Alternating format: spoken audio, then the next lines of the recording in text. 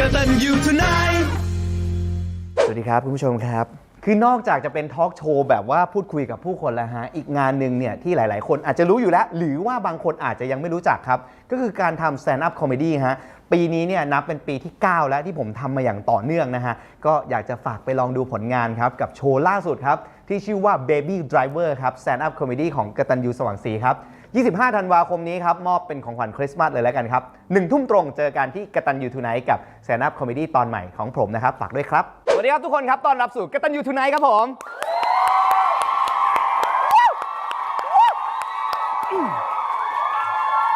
โอเคเอาล่ะช่วงแรกครับก็อยากจะบอกทุกคนว่า Merry Christmas ครับนี่ผมเป็นคนแบบว่าเบียวเนาะบรรยากาศนี่ตึกดูดิมีหิมะด้วยอุ้ยเสียงเฉยๆเนาะ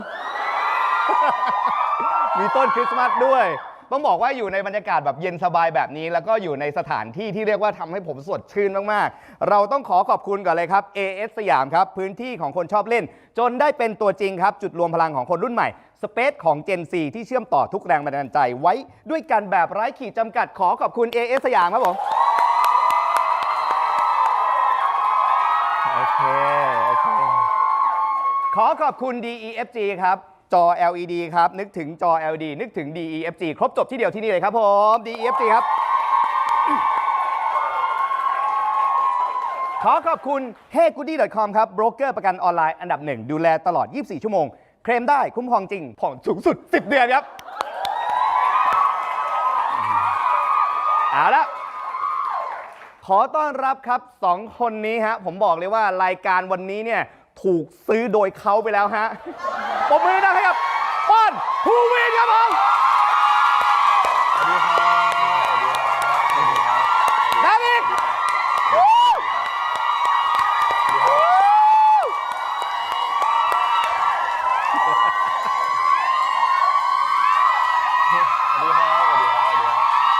เสียงดังมากคุณหยุดเสียงได้ด้วยมือเปล่าผมมีพลังวิเศษนี่อันนี้รู้สึกแบบเป็นเกียรตินะเพราะว่าปกติแล้วแฟนคลับพวกเราคือจะเงียบกันมากเลย ใช่ ต้องขอบคุณทางพี่มากๆ ได้เลยครับก็สวัสดีทั้งปอนแล้วก็คุณภูวินครับต้อนรับสู่กตัญญูทูไนท์ครับผมสวัสดีครับ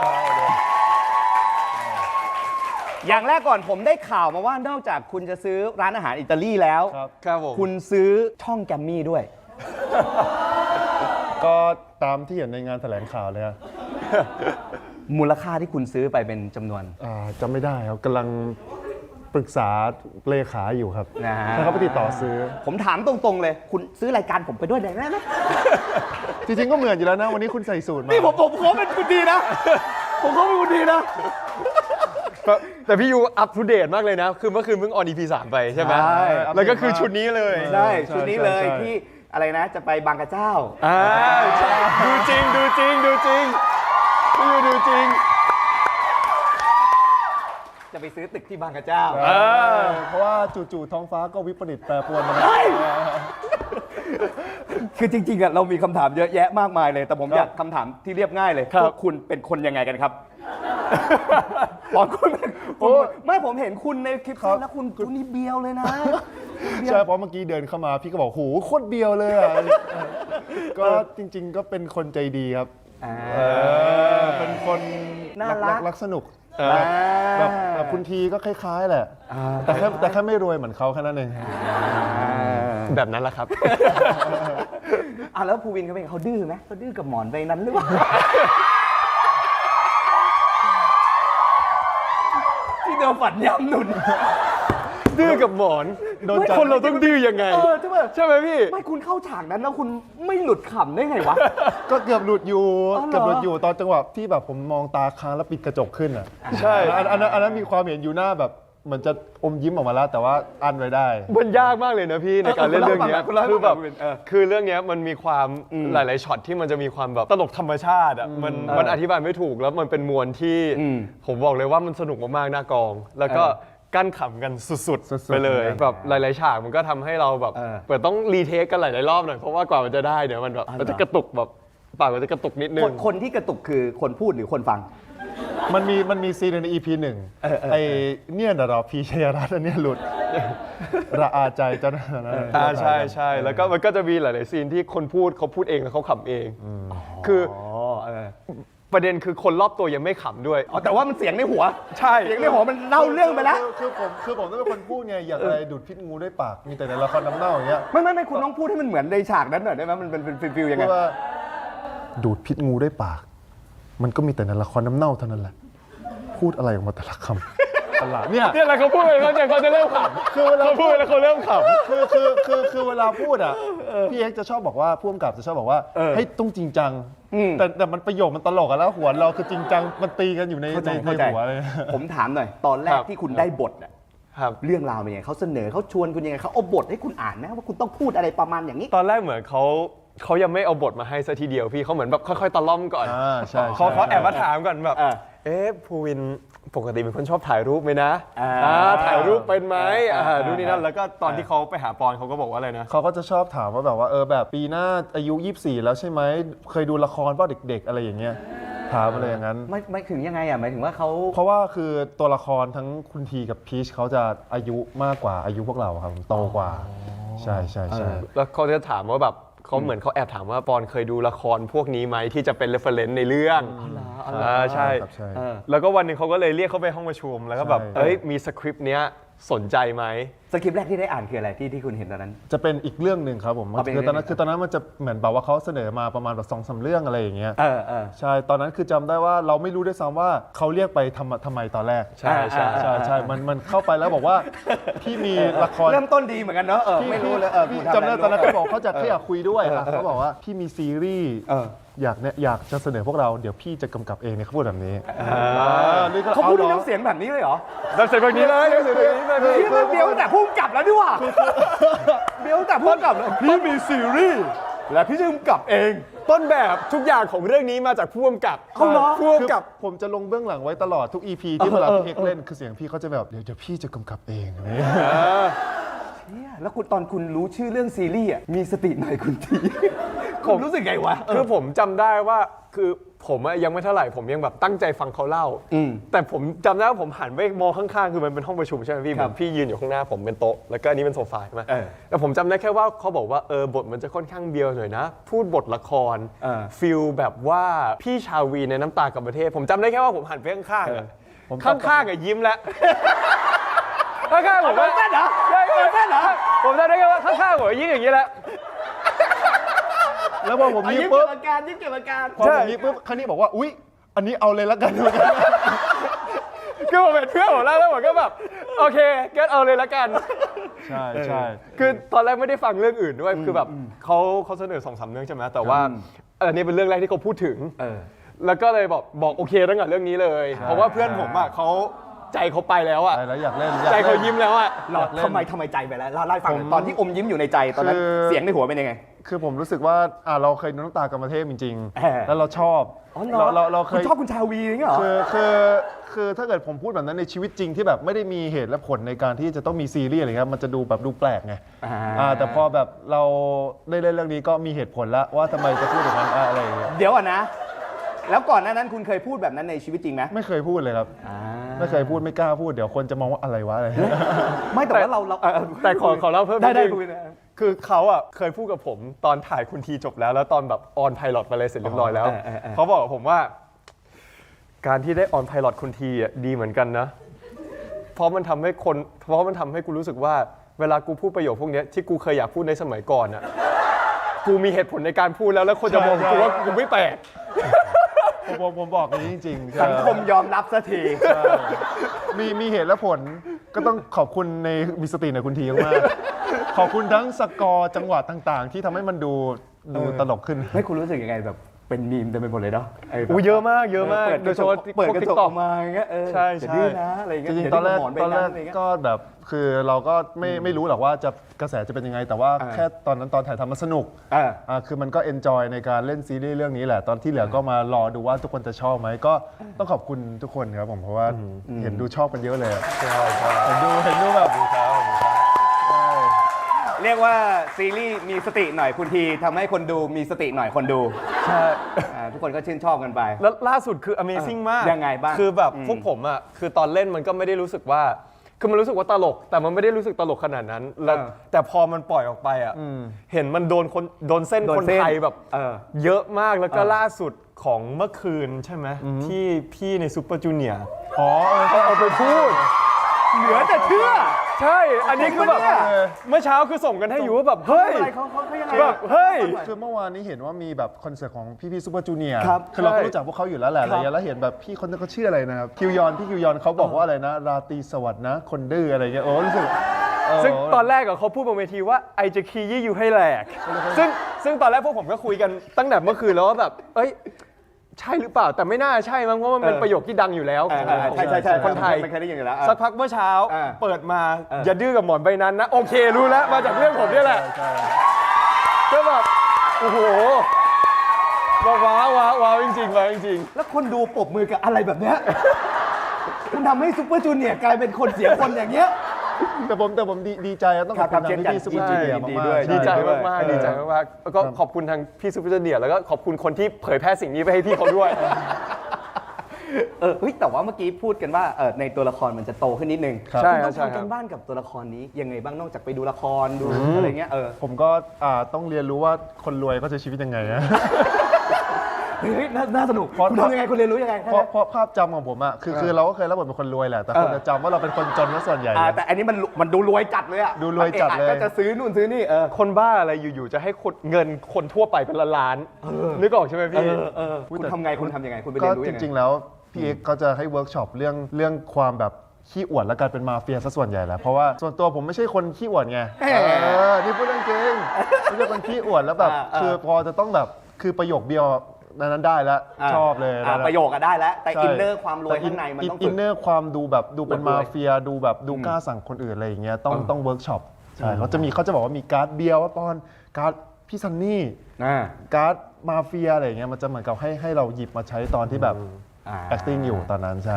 แล้วจริงๆไหมที่เขาไม่ได้เป็นคนขี้อวด ไม่ได้ขี้อวดจริงๆเบียวอาจจะจริงแต่ขี้อวดอาจจะยัง แล้วของภูวินต้องเตรียมตัวยังไงบ้าง ของผมน่าจะเป็นเรื่องความนิ่งมากกว่าครับผม อ๋อเหรอ คือนอกจากตัวละครที่มันอายุมากขึ้นแล้ว แล้วก็ตัวละครเนี้ยมันมีต้องถ่ายรูปด้วยป่ะมันมี personality ที่สงบพี่ต้องถ่ายรูปต้องเล่นแบบเครื่องดนตรีแบบแฮนด์แพนต้องทำนู่นนี่นั่นที่มันแบบ peaceful มากๆแล้วจริงๆแล้วตัวผมเป็นคนที่แบบ energy ค่อนข้างเยอะเป็นคนแบบอยู่ไม่สุขก็เลยเหมือนต้องโทนความนิ่งขึ้นมาเยอะเหมือนกันครับผม ถ้าสมมุติว่าอย่างนี้เข้าบทคุณเบียวอยู่แล้ว คุณก็พูดได้อยู่แล้ว แล้วคุณถ่ายรูปจริงได้ปะ ถ่ายรูปจริงได้ครับผมแต่สวยไม่สวยไม่รู้นะ ลองได้ไหม ลองได้เหรอลองได้ เอา ลอง กล้ ได้ องมาให้ภูวินถ่าย จริงป่ะฮะผมจะพยายามถ่ายพี่ยูให้หล่อที่สุดเท่าที่ผมทำได้ มาคุณทีคุณมานั่งอยู่ตรงนี้ ผมสัมภาษณ์มาเฟีย ตรงไหนครับตรงไหนตรงนี้ตรงไหนก็ครับ แล้วพวกเธอต้องขอบคุณพี่อยู่นะเนี่ย สวัสดีครับคุณทีครับสวัสดีครับต้อนรับสู่กตัญญูทูไนท์ครับคุณที ครับผม เป็นเกียรติอย่างยิ่ง ได้ยินมาว่าเรื่องการลงทุนหรือว่าการอะไรต่างๆ ของคุณทีเนี่ยถือว่าสนใจในหลาย ๆ พื้นที่ สนใจในหลายๆพื้นที่เลยจริงๆพื้นที่แปลงนี้ก็สนใจเป็นพิเศษเหมือนกัน อันนี้เป็นตึกครับไม่ใช่พื้นที่ ฉันหมายถึงพื้น พื้นที่ ที่ ที่ ละแวกสยามตรงนี้ ถ้าเกิดว่าคุณจะซื้อคุณซื้อทั้งหมดเลยไหมครับ ฉันจะเหมาทั้งหมดเลย โอ้ สยามพารากอน เฮ้ย สยามสเคป เฮ้ย ทุกที่เลย คุณทีมีเรื่องลำบากใจในชีวิตบ้างไหม ไม่ คุณ มี ที นะ หันไปมองกล้องหน่อยได้ไหมครับ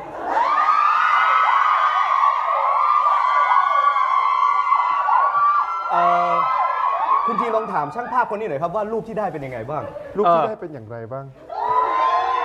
อาจจะไม่สวยครับ อาจจะยังใช้ไม่ค่อยเป็น พยายามเต็มที่แต่ว่าสกิลอาจจะได้เท่านี้ ไหนดูซิไหนคุณทีลองดูซิรูปที่ช่างภาพคนนี้ถ่าย เบลอไปหมดเลย มันเป็นยังไงบ้างคุณทีลองวิเคราะห์วิจารณ์ช่างภาพคนนี้หน่อย อะไรวะมันบอกอะไรนะหรือมันจะพูดประโยคนึงว่า ดูดีมาก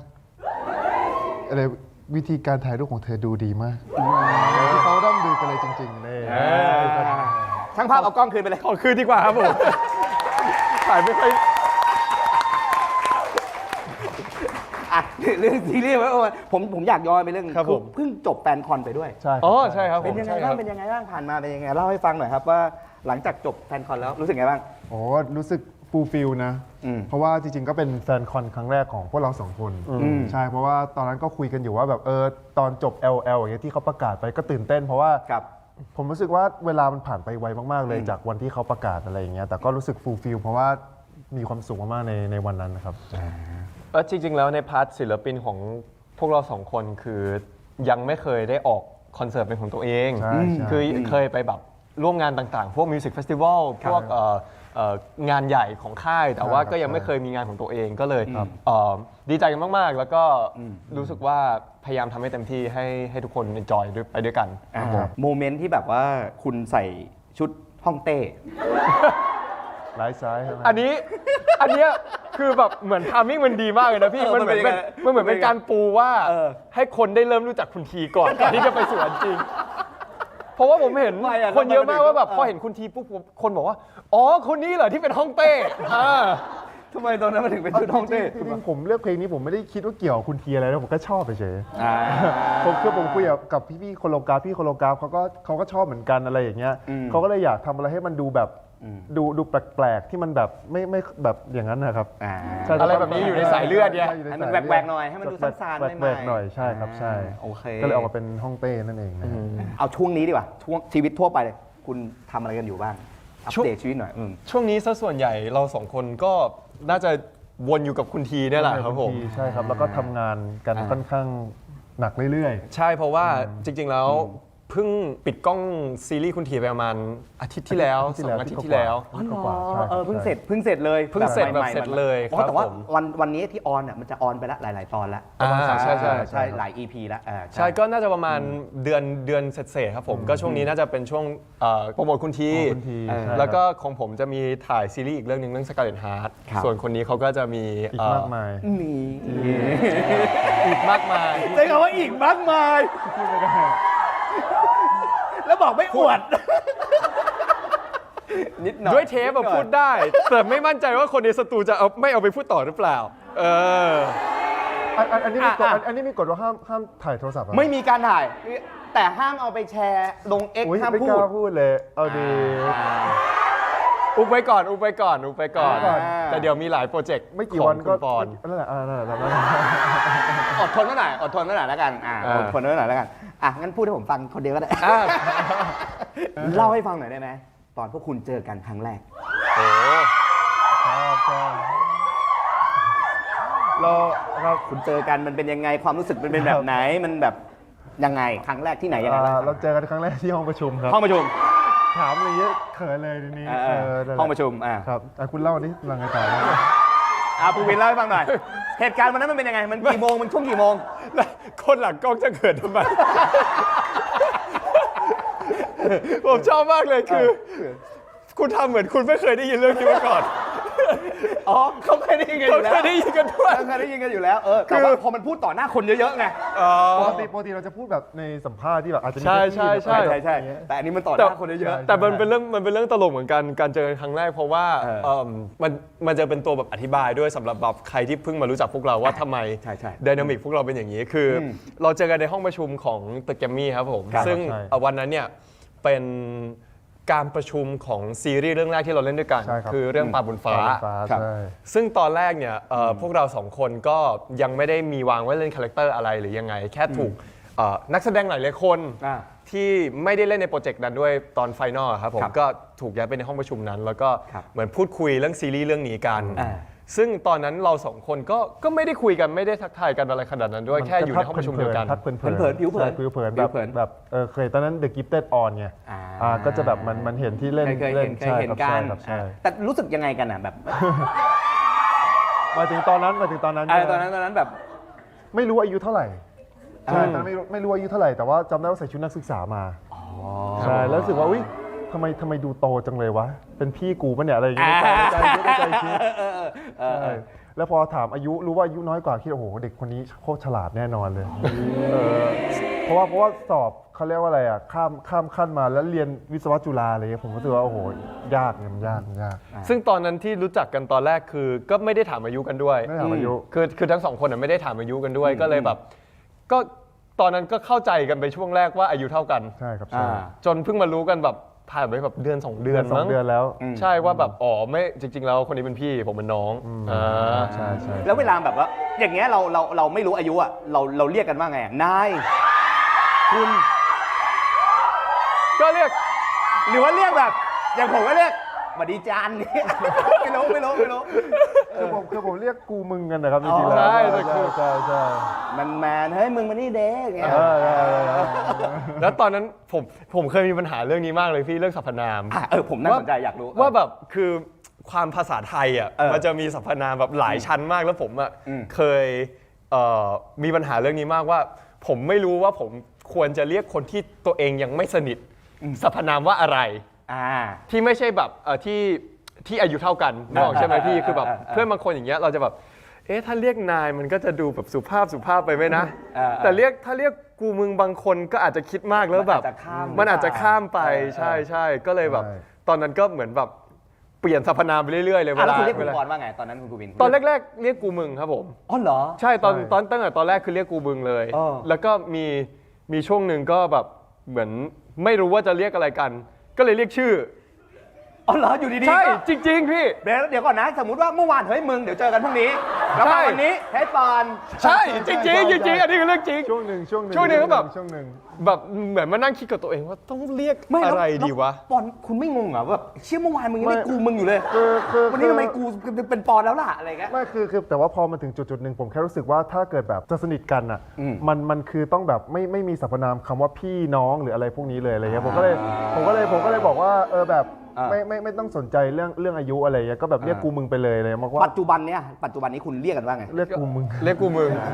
ทั้งนี้ผมอยากสนิทกับพวกคุณด้วยก็ เมื่อข้างบนพี่บอกผมว่าเรียกว่าไอยูได้เลยข้างบน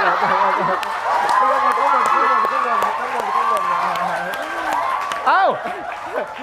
วันนี้มึง วันนี้มึง วันนี้มึง คิดถึงพวกมึงว่ะเฮีย โอ้คิดถึงมาก ถือว่าเราสนิทกันนะครับไม่ได้อยากใจใจแต่มันจริงหรือไม่ที่ตอนเริ่มต้นจริงแล้วพวกคุณเข้ากันไม่ได้เลย จริงนะจริง ใช่ มันคืออะไรที่พวกคุณรู้สึกว่ามัน คือมันเหมือนเป็นว่าด้วยความที่ตอนนั้นน่ะเราสองคนถูกจับมาในคำว่าการทำงานเลย ใช่ มันเหมือนการที่แบบเราไม่เคยได้ออกไปใช้ชีวิตอย่างอื่นด้วยกัน คือมันเข้ามาปุ๊บ เจอกันที่ห้องประชุมเลย เจอห้องประ เจ ชุม อที่ ปุ๊บ ทำงานเลย แล้วก็ไปแคสปุ๊บแล้วก็เล่นเลย มันเหมือนไม่เคยผ่านการแบบละลายพฤติกรรมอะไรมาก่อนเลยอะไรเงี้ย แล้วคุณไป ใช่ ละลายกันตอนไหนละลายกัน คือหนักกว่านั้นของช่วงนั้นคือโควิดครับ มันคือช่วงโควิดพอดีดังนั้น นอกเหนือจากการทำงาน ก็มีสเปซด้วย มันจะไม่มีการเจอกันเลย เพราะมันเจอกันไม่ได้ ดังนั้น ใช่ มันไม่ได้มีเวลาที่จะมาหนึ่งทำความรู้จักกันสองถ้าโดยเฉพาะแบบคนเพิ่งเริ่มทำงานด้วยกันอ่ะหรือเรามีแบบเพื่อนร่วมงานบางคนที่เราอาจจะไม่ได้รู้จักแล้วเราก็รู้สึกว่าแบบเราแค่ทำงานด้วยกันเฉยๆอะถ้ามีปัญหาอะไรในการทำงานอ่ะมันจะไม่ได้เคลียร์เพราะมันคือทำงานแล้วกลับบ้าน ดังนั้นมันก็เลยเหมือน ไม่ได้สื่อสารกันไม่ได้คุยกัน ไม่ได้สื่อสารกันไม่ได้คุยกันแล้วก็ไม่ได้อะไรเลยนอกจากการทำงาน ดังนั้นมันเลยเหมือนช่วงแรกมันยังมีแบบรอยต่อที่มันยังไม่สมานกันเท่าไหร่ ครับใช่เพราะว่าตอนแรกๆอย่างปลาบนฟ้าที่ก่อนจะออนแอร์เนี่ยมันคือเหมือนกับช่วงโควิดรอบ2 ครับ ที่พอแบบเหมือนถ่ายจบปุ๊บแล้วมาเลยแล้วทีนี้มันทำให้เกิดล็อกดาวน์อีกรอบหนึ่ง ล็อกดาวน์ ใช่ พอมาทำงานก็คือเข้าตึกแกรมมี่ลำบากนู่นนี่นั่นอะไรอย่างเงี้ยพอเสร็จแล้วก็ต้องกลับเลยไม่สามารถไปร้านอาหารได้ เพราะว่าเขาเหมือนเขาปิดหมดเลยในช่วงนั้นใช่ คือความโชคร้ายตอนนั้นคือตอนช่วงถ่ายคือล็อกดาวน์รอบหนึ่ง ครับ พอปิดกล้องปุ๊บ ล็อกดาวน์ ทุกอย่างเริ่มคลาย อ่า ตอนนั้นถ้าจำได้ทุกอย่างเริ่มคลาย เริ่มออกไปนู่นมานี่ได้ พอจะต้องกลับมาทำงานด้วยกันตอนซีรีส์กำลังจะออนล็อกดาวน์รับสอง ใช่ครับใช่ ก็ต้องห่างกัน ก็ต้องห่างกันอีก แล้วมันมีคิดถึงกันบ้างไหม อันนี้ ในฐานะเพื่อนร่วมงานเนี่ยวะ พวกคุณจ่ายเงินพี่ยูไว้เท่าไหร่ เฮ้ยมึงกูคิดถึงว่ะอะไรเงี้ยไม่มีเลยเหรอ เอางี้ผมเล่าให้ฟังว่าคือเรารู้แหละว่าตอนนั้นเราเหมือนแบบมันเหมือนเป็นคนละ personality กันอะไรอย่างเงี้ย ใช่ ผมก็คิดเหมือนกันว่าแบบแต่อยากจะให้แบบมันเข้ามาได้จริงๆอยากให้จูนกันได้จริงๆอยากให้แบบว่าแบบมันสนิทกันได้อะไรอย่างเงี้ย ครับ ก็เลยพอมันเริ่มคลายก็ เริ่มจากการไปฟิตเนสก่อนตอนนั้น ใช่ แต่ว่า ใช่ ละลาย ใช่ พฤติกรรมอะไรอย่างเงี้ยใช่ให้ อุ๊ย มั อั น นนี้น่าสนุกเลยอันนี้น่าสนุกเลย ให้มันค่อยๆเป็นค่อย ๆ ไปอะไรเงี้ยเพ คุ ราะ ณ ว่า ไปฟิตเนสด้วยกัน ครับผม ใช่ครับผม แล้วคุณเล่นกันอยู่แล้วฟิตเนสกันอยู่แล้ว ยังตอนนั้นยังไม่เคยด้วยครับผมคือเหมือนกับว่าเริ่มเรื่องมาจากว่ามันกำลังจะมีซีรีส์อีกเรื่องหนึ่งที่ต้องถ่าย ใช่ แล้วมันรีควายหุ่นก็เลย ใช่ครับ เริ่มเล่นฟิตเนสกันครับผมแล้วก็ตอนแรกก็ไม่ได้เล่นที่เดียวกันด้วย แล้วค่อยมาตัดสินใจว่ามาลองเล่นที่เดียวกันดูแล้ว ใช่ เพื่อจะได้แบบจะได้เจอกันมากขึ้น อ่า จะได้ทำความรู้จักกันมากขึ้น ใช่ แล้วในฟิตเนสตอนที่คุณยกกันอยู่เนี่ย คุณคุยอะไรกันวะหมายถึงว่าคุณเริ่มเคมีมันเข้า แต่อันนี้พูดตรงตอนแรกมันจะมีความรู้สึกแบบแปลกๆนิดนึงนะอันนี้ถูกว่า ใช่ใช่ใช่ใช่ มันจะมีความออกเวิร์ดบางอย่าง ใช่ไหมมันออกเวิร์ดนะ ใช่ เพราะว่า ใช่ จริงๆฟิตเนสมันเงียบนะ ใช่ ใช่ แล้วมันเป็นอย่างนี้ แล้วเซว่าคนเนี้ยเขายกเวทอยู่ใช่ปะแล้วเซคุณยกเวทใช่ปะ เอาเวทอายกอย่างเงี้ย คือเราก็คิดในใจว่า กูจะ ช ต้อง วน ช่วยมึง ชวนคุยมันก็ยกเวทอยู่ นึกออกว่า แล้วพอเขายกเวทเสร็จปุ๊บเราก็เล่นต่อ แล้วพอเราเล่นต่อปุ๊บ ก็ไม่ได้ ไอเราจะชวนคุยกูก็หนักอยู่ เหมือนกับว่า นึกออกไหมพี่มันแบบอ๋อใช่มึงใช่ใช่ใช่ใช่เออ เรียกว่าพวกคุณสองคนใช้เวลาฝังร่างกายซึ่งกันและกัน ใช่ ได้เห็นมัดกล้ามซึ่งกันและกัน ใช่ ตอนนั้นมันก็งงๆ ก็ยังไม่ได้ถือว่าละลายพฤติกรรมกันถ้าพูดตรงๆ ใช่ใช่ใช่ แล้วจุดไหนล่ะ ถ้างั้นจุดไหนล่ะที่รู้สึกเฮ้ยเบลนอินด้วยกันได้ละเริ่มรู้จักกันมากขึ้น ครั้งแรกเลยคือเราไปถ่าย Little Big World ด้วยกันหมายถึงเป็นรายการคู่ ครับ ใช่ครับผมที่ต่างจังหวัดอะไรอย่าง ครั เงี้ บ ยเล่าต่อเลย แล้วเฮ้ยยกเวทเฉยเลย แบ่งกันเปิดให้แล้ว เคมีรับส่งเหมือนวิ่งอะเอารับต่อไป ได้คุณวินเล่าต่อครับไปไม้สอง มันเป็นรายการที่จะพาคนไปท่องเที่ยวกัน ครับ ใช่ครับ แล้วทีนี้เนี่ยพอมันไปเป็นรายการท่องเที่ยว แล้วก็มีการนอนค้างต่างจังหวัด อ๋อ แล้วทีนี้เนี่ยคืออเราเหมือนเป็น แล้วยังไงก็คือต้องนอนค้างต่าง พอ จังหวัด มันต้องนอนค้างต่างจังหวัด แล้วก็ด้วยแบบหลาย ๆ สถานที่อย่างเงี้ย ครับ มันเราไปที่แบบมันแอดเวนเจอร์มากมันก็ได้นอนด้วยกัน แล้วก็ ครับ เหมือนมันไม่เคยได้มานั่งคุยกันจริง ๆ จัง ๆ เรื่องชีวิตของแต่ละคนว่าเป็นยังไง ใช่ครับใช่ เพราะว่าทั้งสองคนเนี่ยมีไลฟ์สไตล์ที่แบบแตกต่างกันมาก แตกต่างกันมาก ยิ่งสมัยก่อนเนี่ยยิ่งแตกต่างกันมากแต่ก่อนปอนจะเป็นคนที่ชอบเคป๊อป ใช่ครับใช่ ครับ ชอบแต่งตัว ครับชอบอนิเมะส่วนของผมเนี่ยผมจะเป็นคนที่แบบชอบออกไปกับเพื่อนชอบสังสรรค์ชอบไอทีจริงๆเราก็ชอบอนิเมะเหมือนกันแต่ว่าไม่เคยได้คุยกันเรื่องอะไรแบบนี้เลย เอาเหรอจนกระทั่งคืนนั้น จนกระทั่งคืนนั้น หมายถึงได้คุยกัน ได้คุยกันได้คุยกัน ใช่ เอ๊ะคุณจะให้พวกผมทำอะไรกันเลยครับไม่ คุ มัน ณ เหมื ที อน ยิงแม่งให้หมดเลย มาเฟีย อย่าให้ฉันต้องจับปืน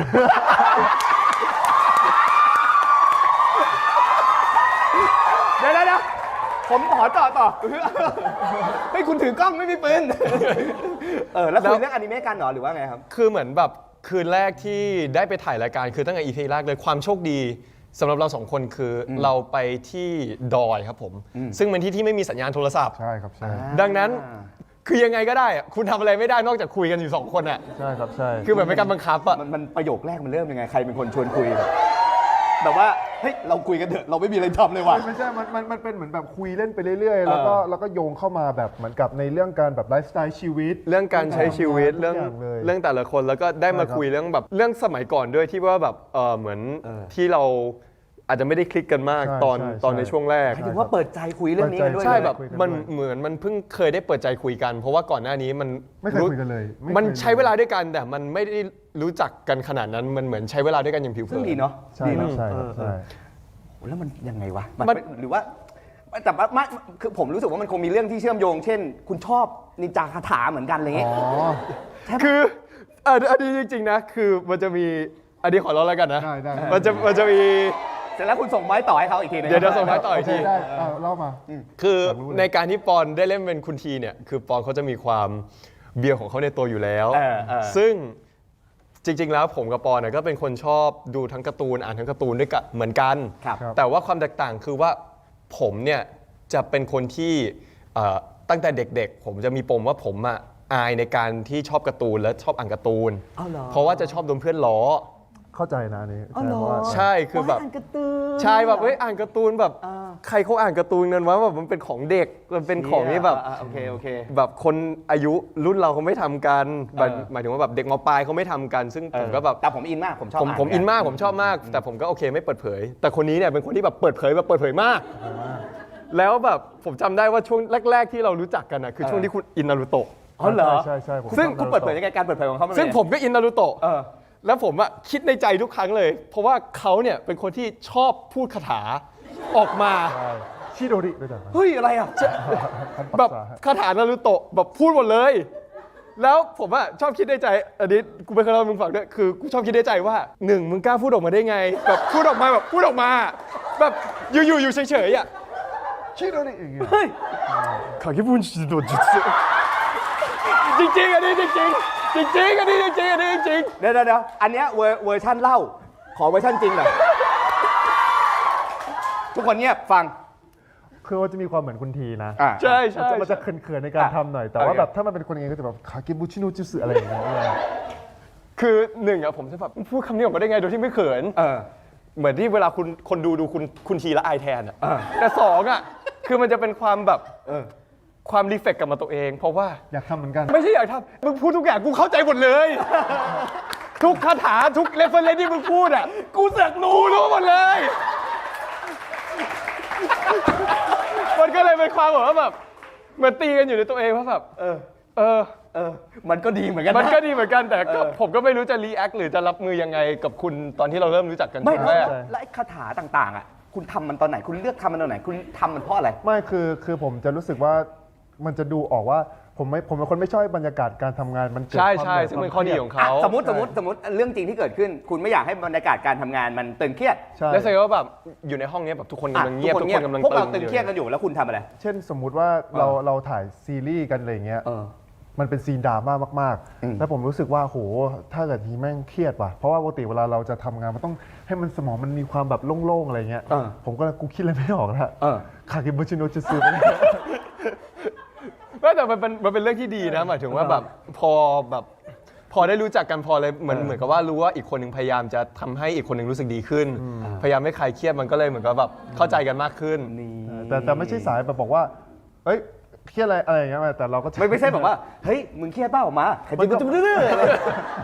ใช่แต่ว่ามันก็เป็นแบบมันเป็นสีสันของปอนที่ทำให้แบบเรียกเสียงหัวเราะในกอง แล้วก็ทำให้ทุกคนสบายใจเวลาอยู่กับเขา ผมว่าพุ่มกับน่าจะชอบเวลาคุณทำอะไร โอ้ แบบเนี้ย ชอบสุดๆ ชอบมากๆครับผม ชอบสุด ชอบมาก พุ่มกับหนักเหมือนกันนะ ใช่ชอบสุด ๆใช่แต่หลังจากนั้นพอได้คุยกันมันก็เลยเหมือนได้รู้จักกันมากขึ้น แล้วก็เข้าใจกันและกันมากขึ้นครับผม ใช่ครั้งแรก ครั้งแรก จนถึงวันนี้อ่ะคุณเรียนรู้อะไรซึ่งกันและกันคุณเห็นความเติบโตซึ่งกันและกันยังไงบ้างอยากให้เล่าให้ฟังหน่อยเอามาฝั่งปอนบ้างก็ได้ อย่างจริง ๆ แล้วพวกเราสองคนจะเหมือนแบบ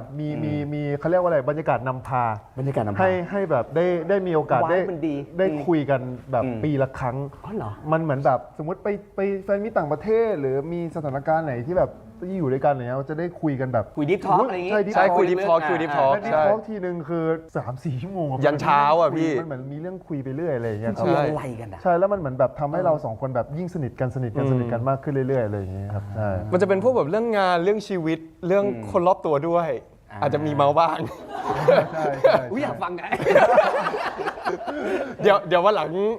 พี่แอดไลน์นะ เดี๋ยวถ้าพวกผมคุยกันเดี๋ยวผมลาก อย่าพูดเล่นนะเดี๋ยวผมแอดไลน์นะขอบคุณนะ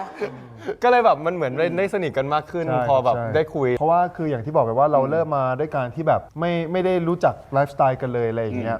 แล้วผมรู้สึกว่าในการที่แบบทำงานเป็นพาร์ทเนอร์หรือการอยู่ด้วยกันมันเหมือนกับว่ามันต้องให้เกียรติกันทั้งแบบทั้งอีกฝ่ายแล้วก็เราอะไรเงี้ยเราจะไม่แบบไปบังคับว่าเฮ้ยมึงทำแบบนี้สิทำแบบนี้สิมันไม่ได้ครับมันเหมือนกับแต่ละคนอ่ะมันมีชีวิตแบบเหมือนแบบที่แตกต่างกันอยู่แล้วอะไรเงี้ย ใช่ เราจะอาศัยแบบปีละครั้งในการพูดมากกว่าว่าแบบว่าแบบโอเคไหมกับสิ่งนี้ที่เราทำหรือแบบ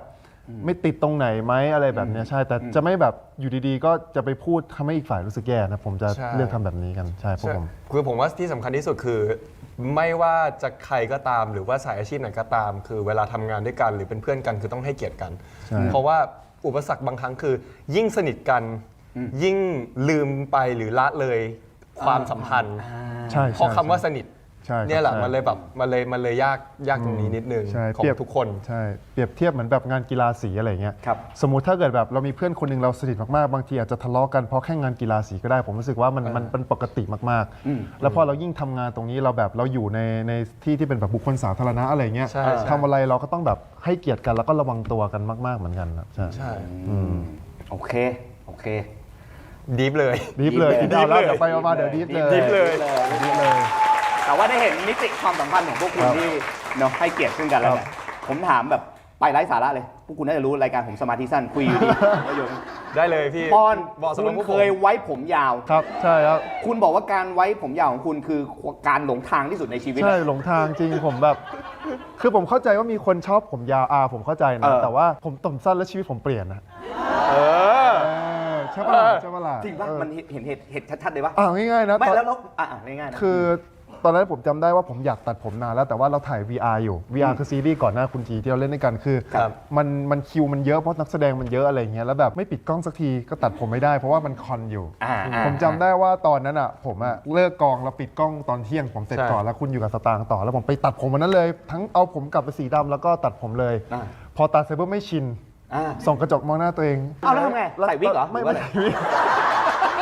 ไม่กล้า ใส่วิกแม่งเลยอะไร ตอนแรก เงี้ย คือทำใจสักพักหนึ่งไม่กล้าลงรูป ไม่กล้าลงรูป ไม่กล้าลงรูปเลยอะไรอย่างเงี้ยแบบไม่กล้าเจอใครเพราะแบบไม่ชินมากๆอะไรเงี้ยพอลงรูปไปคนคอมเมนต์เยอะมากคิดในใจกูทำอะไรผิดปะเนี่ยกูทำอะไรผิดว่า คอมเมนต์เขาว่าไงคอมเมนต์เขาว่าไง ชมเขาชม อ๋อเหรอ ใช่ครับใช่ มีแต่คนชอบมีแต่คนชอบ อ่ะแล้วคุณชอบไหม ดี ชอบตอนแต่ผมส้นนะผมบอกเลยผมชอบแบบผมชอบมาก เพราะว่า2 เรื่องที่ผ่านมาเนี่ยกูรำคาญมากกับการที่คัดปอนปัดผม ตัดผมใช่ครับ อ๋อเพราะว่าผมมันยาว ใช่ใช่ใช่ ปั่นตัวแรงต่าง ใช่คือแบบมันไม่คือผมยาวมันดี แต่ว่า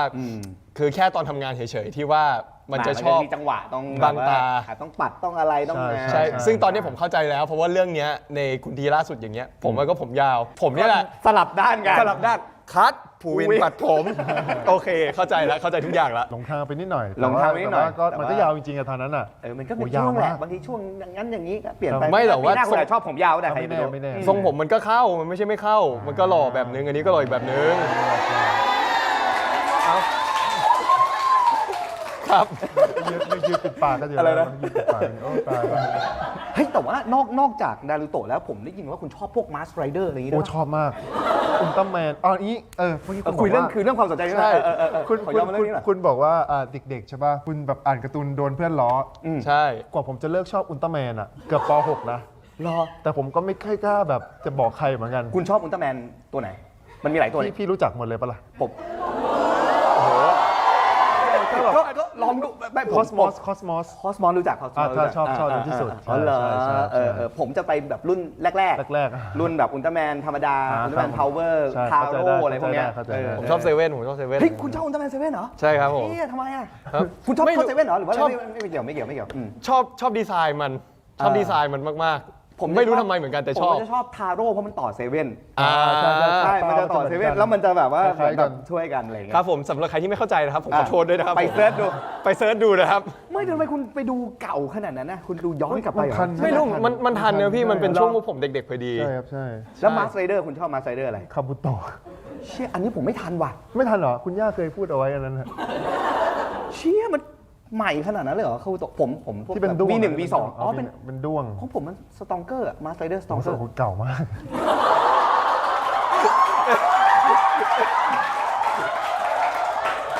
สตองเกอร์ตัว S กินน้ำไหมเดี๋ยวสาดให้เลย เผื่อเธออยากจะสาดฉัน คือตัวอยากจะเอาน้ำสาดหน้าฉัน จนน้ำ น้ำ แก้วจนแก้ว ผมเพิ่งเห็นแก้ว ใช่มีหน้าผมอยู่ตรงนั้นด้วย ครับครับผม กินน้ำโชว์พักแป๊บนึงไม่แล้วคุณเคย ผมชอบแก้วนี้ยังเลย เอาไหมผมให้เฮ้ยเชี่ยเหมือน ผม ไม่ ไม่ติด เอา นะครับ อ๋อตัวดิคือมันไม่ได้แบบว่าอยากได้นะแบบผมไม่ติดนะอะไรเงี้ยโอเคงั้นผมขอเก็บไว้ที่นี่ก่อนก็แล้วกันแล้วคุณเคยฝึกแปลงร่างแบบมาสเตอร์เดอร์ป่ะ ถามขนาดนี้เด็กๆเคยแต่จำไม่ได้แล้ว ไม่ทำให้ดูหรอก โถ่เอ้ย ยคุณไม่เคยแบบ โอ้ยแต่ว่าอันนั้นผมเคยเห็นแต่ผมไม่เข้าใจเหมือนกันเพราะว่ามันเขาเก่าๆเขาจะมีท่าคือ รุ่นใหม่มันไม่มีท่าแล้วเหรอ รุ่นใหม่คาบุโตะแค่แบบแปลงร่างใส่เข็มขัดแค่นั้นแปลงร่างแล้ว ไอ้เหี้ยของผมแบบฮึด จะเคยเห็น อันนี้คือพี่อยู่สัมภาษณ์เราหรือว่ามึงแบบหลอก ผมเลยแบ็คอาร์เอ็กซ์ไงผมเลยแบ็คอาร์เอ็กซ์ อะไรได้แบบนี้ไงRX เอางี้เรื่องเบียวของผมพอแล้วดีกว่า คุณช่วยพูดซีรีส์แบบคำเบียวๆให้ฟังในรายการได้ไหมผมอยาก อยากได้ยินประโยค ฟังสดๆมันมีหลายอันมากมันเช่น นี่ฉันทำให้เธอขุ่นเคืองถึงขนาดจะให้อภัยกันไม่ได้เลยเหรอ โอเค ไม่แต่ว่ารีแอคจริงให้ดูหน่อยได้ไหมว่าแบบ เอาเล่นให้กันใช่ ได้ นี่ฉันทำให้เธอขุ่นเคืองใจ เพราะผมเป็นคนพูดป่ะหรือว่าคุณพูดคุณจำได้นะ จำได้ รายนั้นนี่ฉันทำให้เธอขุ่นเคืองใจ ขนาดที่จะให้อภัยกันไม่ได้เลยเหรอพีเชยรัตน์ไหนจะริมฝีปาก ที่กระทบบนมือของเธอ ก็ไม่สามารถทำให้เรากลับมาคืนดีกันได้งั้นเหรอ อะไรนะคุณ เอาอันนี้ดีกว่าราตรีสวัสดิ์ราตรีสวัสดิ์นะคนดื้อดีกว่าอันนี้อยากฟังมากเลยอยากฟังสดๆมากเลย ตอนนั้น หรือลองหรือพูดกับพี่อยู่ไหมถ้างั้นถ้าเป็นพี่อยู่ก็อยากอะ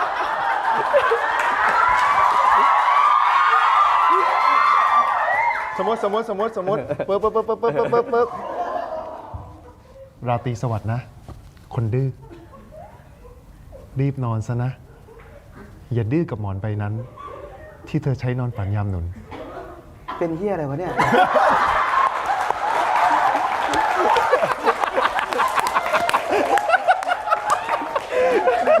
ไม่แล้วผมเชื่อว่าคนดูทางบ้านตอนดูฉากเนี้ย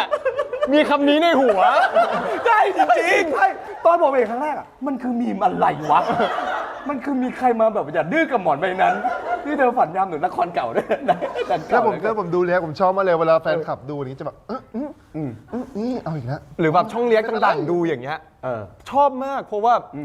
มันคือความรู้สึกที่ผมได้รับณหน้ากอง คุณได้มาเยอะแล้วคุณได้ ใช่แบบ เนี่ยแหละ คนดูจะต้องรู้สึกเหมือนที่ผมรู้สึก สมมติเอ็กซ์กูสินะคุณมีประโยคอะไรแบบนี้ที่จะปรากฏออกมาให้เราได้เห็นไหมมันพูดได้ไหมพูดได้ไหม ไม่ได้จะพูดเป็นประโยคได้ พูดเป็นประโยคได้แต่ว่าคุณห้ามเอาไป ถ้า เผยแพ เกิ ร่ ดว่าผมเจอใครไปกูตบล่วงหมดเลยนะสัญญาก่อนนะสัญญา อย่านะคนในสตูนี่ใส่ชื่อนามสกุลมาด้วยถูกไหมก่อน ใช่กูจะส่งมาเฟียไปยิงหลายคนสัญญา โบก นะ เก็บให้หมด แต่จะได้ฟังแค่ประโยคเดียวแหมถ้าสวัสดีครับนี่กูฮาเลยนะ นี่ไงอันนั้น แหละ ผมเกรินก่อนมันเป็น EP 5 ที่ผมชอบบอกว่าผมชอบที่สุด เพราะมันครบมากเมื่อคืนเรามีโอกาสได้เห็นฟุตนิดนึงทีเนี้ย คุณเกรบอกว่ามันเจ๋งมาก มันเจ๋งมาก เลยนะ คุณที แค่พูดประโยค คุ ก็ ณ พ ที อ จะบอกว่าฉันพร่ำบอกเธอเช้าค่ำว่าภายใต้การดูแลของฉันเธอจะปลอดภัย แต่เธอก็ยังจะคิดหนีกันไปเนี่ยนะปุ๊บแต่บอกว่าถ้าในนรกหรือบนสวรรค์มีคนของตระกูลลีอยู่ฉันใช้บรรพบุรุษของฉันขังเธอไว้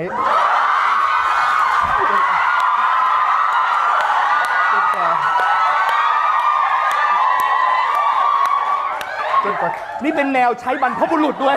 อันนี้อย่างนี้นะเดี๋ยวมีต่อกันนี้อีก ยังมีต่อนี่ มีต่อนี่ รอติดตาม ประโยคต่อจะพีคกว่านี้ พี่กว่านี้พี่กว่านี้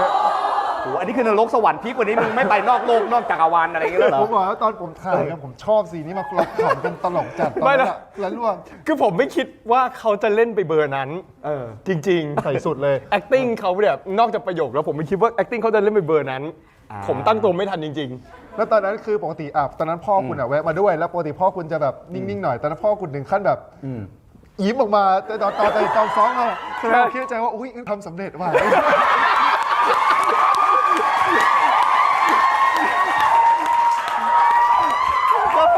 ท็อปเหรอท็อปเหยินนึงเหรอ คือพ่อผมจะเป็นคนแบบคนนิ่ง ใช่ เพราะว่าคุณยิ้มออกมา ๆ ใช่ แล้วยิ้มแบบเพนผมเล่นอย่างนั้นเนี่ยแล้ว ใช่ ตลกโดนเส้นคุณจะโดนเส้น เอาฝากบรรพบุรุษคุณ ฝากบรรพบุรุษคุณทีด้วย ผมมีเกมครับมาชวนเล่นกันนิดหน่อยครับ ได้ครับ เกมนี้เนี่ยชื่อว่า Now You See Me ครับเรามองอีกคนเป็นแบบไหน ผมจะมีกระดานให้ทั้งสองคนเลย ทั้งคุณปอนทั้งคุณภูวินเลย แล้วผมจะถามคำถามที่คุณคิดให้คุณตอบว่าคุณคนนี้เป็นยังไงเข้าใจนะ เช่นแบบว่าคนนี้ชอบสีขาวหรือสีดำคุณก็แค่เดาต่อไปแต่คำถามจะเป็นยังไงเดี๋ยวผมจะค่อยๆไล่อ่านเดี๋ยวขอกระดานด้วยครับทีมงานครับ เราเล่นเกมแล้วเรามาช่วงท้ายเหรอ ยังมีเกมยังมีเกม คุยเรื่อยๆตลกดี นี่ คุณดูไม่อยากกลับอะ จอยอะมัน จอยดีแฮปปี้ดีใจคำถามแรกอย่าลืมนะครับ ผม คุณคิดว่าอีกคนหนึงเป็นยังไง แล้วคุณตอบคุณไม่ได้ต อี อบ กคน ให้ตัว หมาย เอ ถึ ง งว่าคนนี้ใช่ไหมครับ คำถามแรกครับ สิ่งที่คุณคิดว่าเป็นเสน่ห์หรือจุดเด่นที่สุดของอีกคนคืออะไรอ่ะคุณต้องคิดแทน อันนี้ต้องวาดรูปเป็นรูปเขาหรือว่าเป็นรูปเป็นอะไรก็ได้อะ เอาคุณคิดไปถึงวาดรูปเลยเหรอ คุณอยากใช้เวลากับที่นี่นานมากเหมือนกันเนาะถ้าคุณแค่คุณเขียนเอาว่าคุณอ่ะก็ต้องคิดว่าภูวินเขาคิดว่าอะไรเป็นเสน่ห์ที่สุดของเขา ครับ แล้วภูวินก็คิดว่าอะไรที่ปอนคิดว่าเป็นจุดเด่นหรือเป็นเสน่ห์ของอีกคน โอเคขอนึกก่อน คิดแทนอีกคนหนึ่ง ก็คือให้เขียนแค่ของอีกคนก็พอใช่ไหมครับ ใช่ว่าเขาจะคิดว่าอีกคนยังไงซับซ้อนไหมล่ะมีหน้าถึงอยากคุยกันเฉย แป๊บนึงนะผมขอคาลิฟายอีกรอบคือ ได้ ให้เขียนในสิ่งที่เราคิดว่าเป็นเสน่ห์ของเขา ๆไม่ใช่ ให้เขียนในสิ่งที่เขาคิดว่าเขาอ่ะเป็นมีเสน่ห์ อุ้ยอ๋อเขียน เดาใจ เดา อ๋อ ใจ เดาใจแล้วเดี๋ยวค่อยมาเฉลยว่าถูกหรือไม่ถูกใช่ไหมฮะ จะคุณก็เปิดออกมา แล้วคุณนั่นแหละสองคนจะเป็นคนเฉลยกัน โอเคได้โอเค อุ้ยยากจังอะไรเขียนอะไร ยากจังเลย แบบเป็นอางนี้ ได้ น่าจะนี่ อันนี้คุณคิดว่านี่เป็นเขาน่าจะคิดว่าเป็นเสน่ห์ของเขาอะไรเงี้ย ใช่ โอเค ใช่ คุณภูวินได้คำตอบแล้วไหมครับ ได้ครับ งั้นหันให้คนดูหน่อยฮะ นี่อันนี้เรามองกันได้เลยปะ มองกันได้เลยครับมองกันได้เลยครับ เอ้ย อ่ะ ทำหน้าเจียนมากกูคิดผิดปะเนี่ย ใช่ ลองอธิบายก่อนทำไมคุณถึงคิดว่าคุณภูวินจะคิดว่าการตัดสินใจก่อนทำอะไรเป็นเรื่องที่มีเสน่ห์ ผมแค่รู้สึกว่าพวกเราสองคนน่ะเป็นคนที่ไม่ค่อยชอบแบบ คือเราสองคนเป็นคนถ่อมตัวอะไรแบบเนี้ยคือเราเป็นคนไม่ค่อยแบบมั่นใจอะไรมากขนาดนั้นนะคือเราแค่คิดว่าเราทำไม่ดีที่สุด แต่มันมีสิ่งหนึ่งเลยที่แบบที่ผมเลือกที่จะเวลาจะตัดสินใจทำอะไร ผมจะเลือกให้ภูวินเป็นคนตัดสินใจ เวลาในการทำงานในการเลือกเพลงอะไรอย่างเงี้ยผมก็เลยบอกรู้สึกว่าการตัดสินใจก่อนที่จะทำอะไรอ่ะมันน่าจะเป็นสิ่งที่แบบผมว่า เป็นเสน่ห์ของเขา ใช่ และเขาคิดว่าเป็นเสน่ห์ของเขาด้วย ไม่แน่ใจแต่ผมก็แค่รู้สึกว่า แต่ว่าสิ่งเนี้ยเป็นสิ่งหนึ่งเลยที่แบบที่ผมว่าเขาทำแล้วมันดีอะไรอย่างเงี้ย คุณภูวินครับ แล้วทำไมคุณถึงคิดว่าเป็นเขามองว่ารอยยิ้มเป็นเสน่ห์ของเขา เพราะว่าเขาเป็นคนที่มีรอยยิ้มที่ไม่เหมือนใคร อย่าง แต่ เช่น ยิ้มเขากับยิ้มผมมันต่างกันยังไง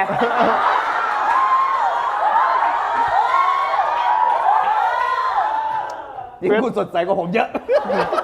เพื่อนลองยิ้มละบูบูให้พี่อยู่ฝั่ง ยิ้มละบุบ โอ้ยขำอร่อยเว้ย ชอบอ่ะยิ้มละบุบ ไม่แต่ว่าอาจจะพูดจริง ๆ คือผมคิดว่าเขารู้ว่าเขาเป็นคนที่แบบยิ้มสวยฟันสวยก็เลยแบบคิดว่าน่าจะเป็นเสน่ห์ที่เขาพราวนอกจากความคำพูดกับความเดียว โอเคอ่ะถูกต้องไหม ก็ สิ่งที่ ก็ถูกนะครับ โอเคคุณวินอ่ะคุณภูวินคุณคิดว่าแบบนี้เป็นเสน่ห์ของคุณไหม ไม่รู้เหมือนกันสิคือขอบคุณมากที่บอกว่าเป็นเสน่ห์ของผม อย่างนี้ไปพูดอีเวนต์เปิดนี่โอ้โหไหลลงหมดแล้วนะ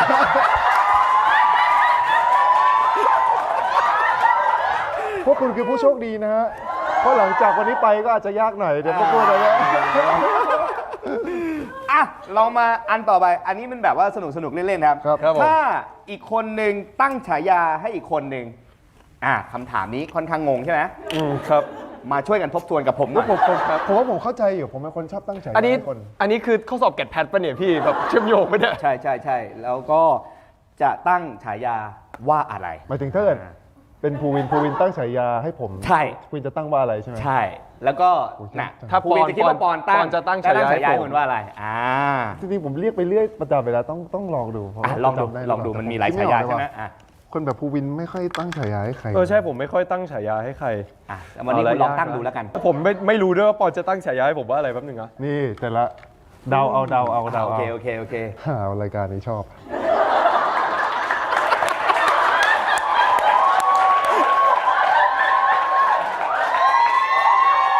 ผมไม่ได้ขอเขาเลย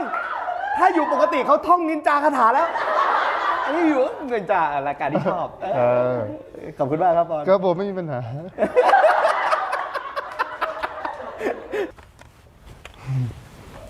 เดี๋ยวโอ้โห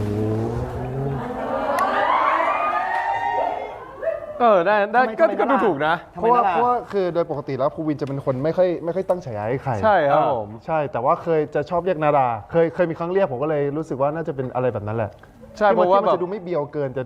ดูจริงจัง เพราะว่าบางครั้งแบบมันมีแบบปอนหลายคนอยู่ในห้องอ่ะก็เลยเรียกชื่อจริงไปเลยมันก็ง่ายดีครับผม ก็คือคุณจะตั้งฉายาให้เขาด้วยชื่อจริง ใช่แบบคุณนราวิทย์คุณนราวิทย์คุณนราคุณนรา นาดา ใช่ ย่อลงมาหน่อย ย่อลงมาหน่อย แสดงว่าคุณรู้ใจเขานี่หว่า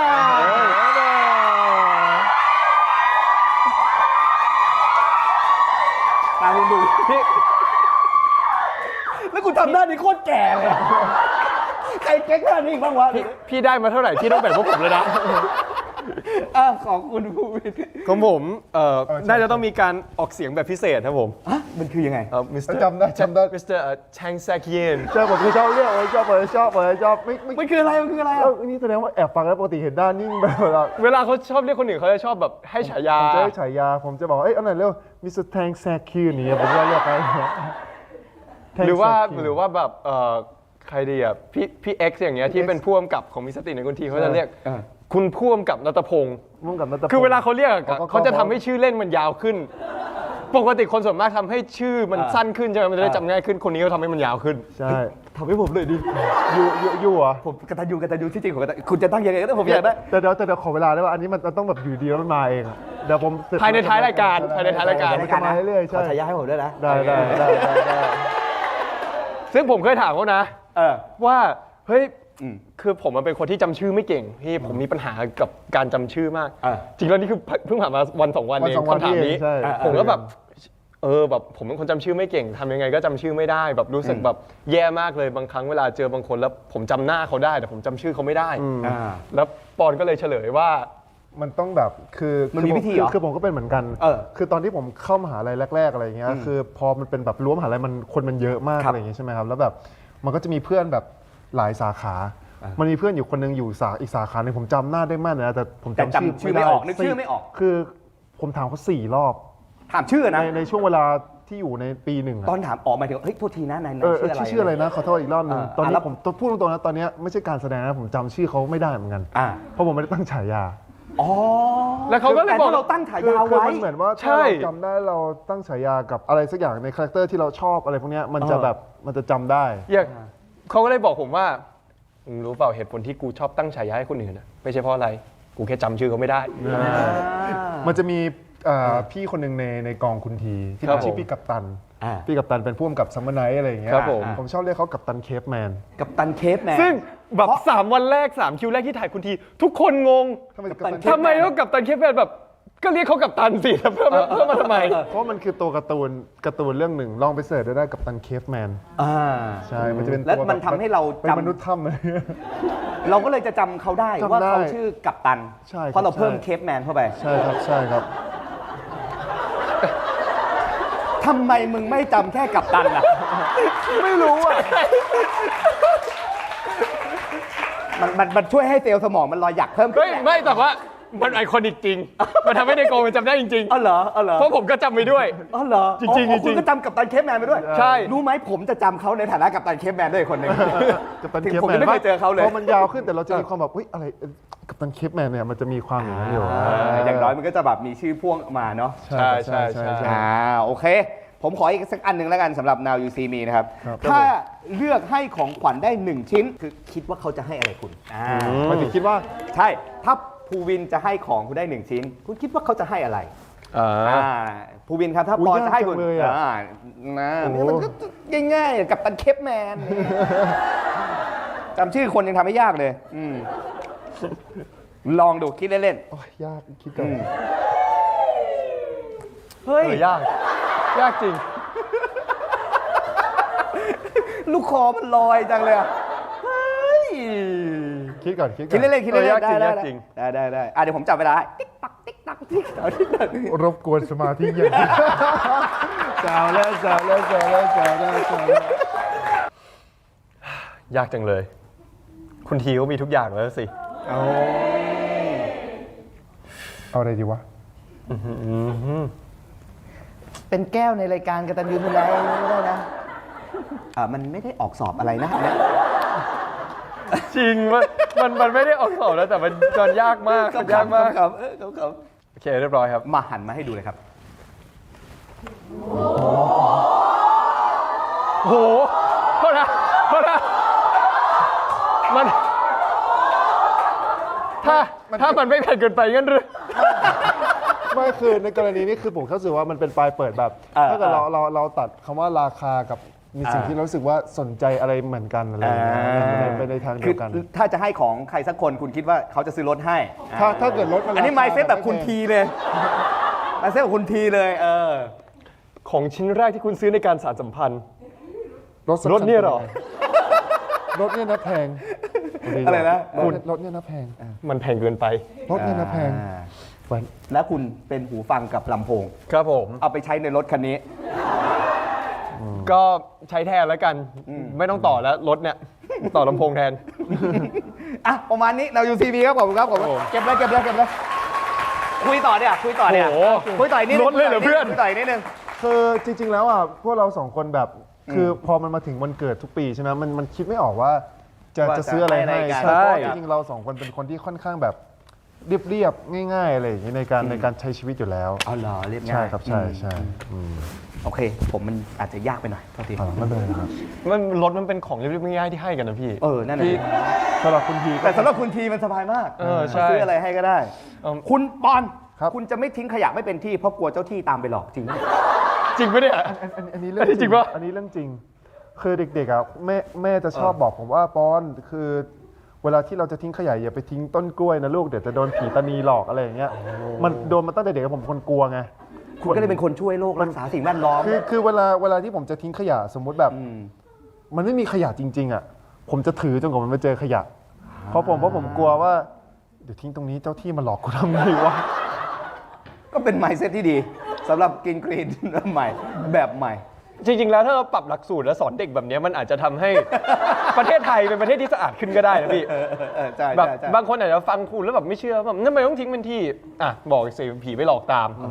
เขาหลอกจากอะไรนะผีอะไรนะผีตานี คือต้นกล้วยผีตานีคือเราจำมาจากอะไรอย่างนั้นมาตั้งแต่เด็กๆอะไรเงี้ย แปลกเนาะคุณชอบก้านกล้วยมาก คุณกลัวผีตานีแต่คุณชอบก้านกล้วยมาก มันช้างไงนะ อ๋อจังเฮ้ยขอเขาอีกทีหนึ่งผมไม่เห็นมาว่าคุณส่งอีเมลไปหาทีม กันตนาใช่ไหมฮะ คุณจริงจังขนาดนั้นคุณชอบ จริงจัง ก้นล้วย มากคือผมก็งงตัวเองเหมือนกันมัน10 ปีกว่าแล้วอะ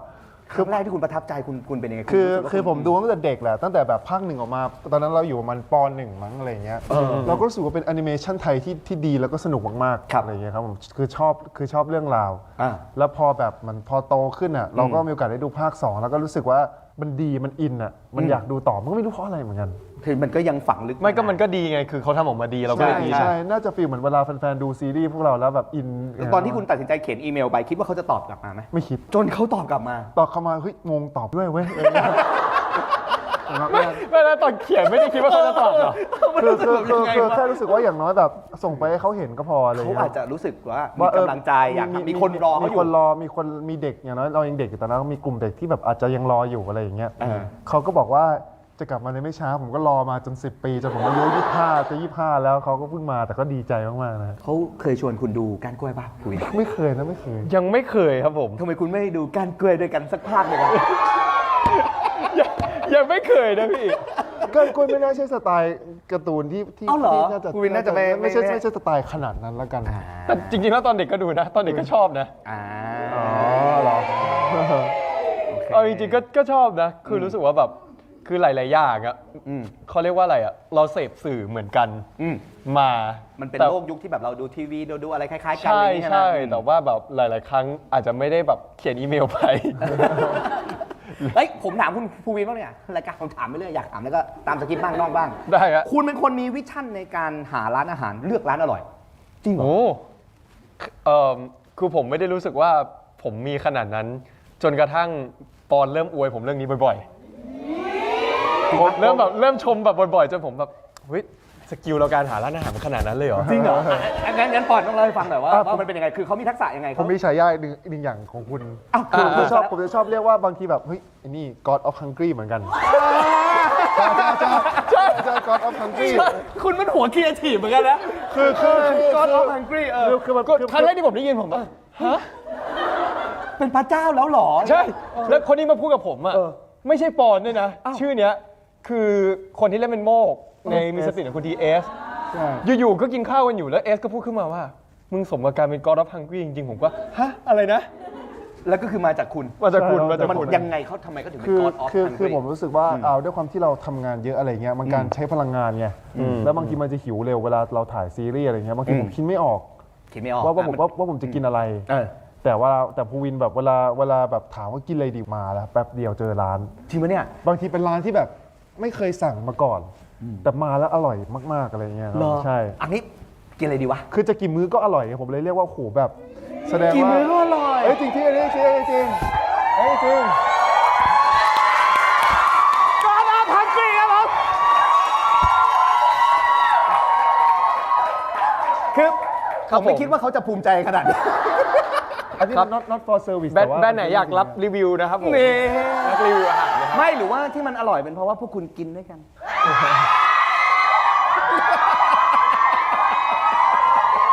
ขอโทษมันจะกระจี้ดีก็เลยพูดออกไปว่าวิธีการเลือกของคุณเป็นยังไงวิธีการเลือกของคุณเป็นยังไงคุณเป็นจริงๆคือมันก็แค่คืดของกินอะไรเงี้ย ใช่คือผมก็แค่ดูของกินก็จริง ๆ แล้วคือได้ทิกจากผมดูเสือร้องไห้ครับแล้วเขาบอกว่าเวลาแบบกดแอป Delivery ต่างๆอ่ะให้ดูรีวิวไม่ใช่ว่าแบบดาวเยอะๆนะแต่ให้ดูว่าคนรีวิวเยอะไหมครับรีวิวดูรีวิวอะไรอย่าง อา เงี้ จจะไม่ใช่อ่านครับผมแต่ดูแบบจำ จำนวน ว่าเพราะว่าถ้าร้านที่คนจำนวนรีวิวเยอะอะถ้าส่วนใหญ่คือคนมันลงมติกันเยอะไงว่า มันน่าจะอร่อยหรือมันน่าจะไม่อร่อย แต่ถ้าแบบบางร้านแบบคนรีวิวแค่แบบ10 คน15 คนมันอาจจะแบบมันอาจจะแบบเงียบๆร้านนั้นเงียบๆใช่ โอเคงั้นจริงๆคุณก็ไม่ใช่ก๊อตคุณก็ธรรมดานี่นะ ไม่คือ เป็นก้อนในสายตาเขาแล้วกัน ไอ้ปอนช่วยหน่อยปอนช่วย มันจำง่ายคือผมเคยเล่ อ๋อน เกม จำง่าย ผมเล่นเกม เกม God of War รู้จักปะ ก๊อตพอ มัน อ๋อนี่คือที่มาของก๊อตทังกี้ คือเพลงก็วอ มันก็เลยเอาคำที่มันง่ายๆ ผสม คือผม งาน ไม่รู้ผมจะต้องเลือกคำว่าอะไร อยากให้มันดูแบบดูแบบ น่ารักดี มีความ เท่ๆ ตลก เท่ๆ สนุกอะไรอย่างนี้ใช่ ใช่ ครับ ผมไปจำไปภูวิน God of Hungry ก็ไม่ โคตรเท่ถ้าสมมุตินะพวกคุณไม่เป็นนักแสดง จริง ๆ แล้วคุณอยากเป็นอะไรอื่น ๆ ที่ไม่ใช่นักแสดงคุณมีภาพอาชีพในฝันเล่นๆไหม ผมอยากเป็นคนขายโรตีครับ อันนี้จริงผมได้ คำตอบคุณอะเซอร์ไพรส์กูตลอดไอ้เหี้ย อันนี้จริง วันเนี่ย อันนี้จริงอันนี้ อะไร เรื่อง วะ จริง เนี่ย พี่เขาไม่ได้ตอบมาพาเรื่องจริง เพราะอะไรเพราะอะไรคุณบอล คือผมเป็นคนชอบกินโรตีแล้วเด็กๆเวลาแบบเราเลิกเรียนอะไรอย่างเงี้ยใช่ไหมคุณพ่อจะแบบว่าพาแบบไปซื้อโรตีทุกวันอะไรอย่างเงี้ยแล้วเราเห็นแบบอุ้ยกลิ่นมันหอมแล้วเขาดูทำแบบมันดูแบบอะไรตีน่ากินดีก็เลยแบบอยากทำใช่ครับใช่ เจ๋ง ก็ ว่ะ ไม่เอาสาระไงก็เลยตอบ ใช่ยังไม่โอเคคุณภูวินครับ ของผมเหรอคืออยากทำสายที่มันเกี่ยวกับไอที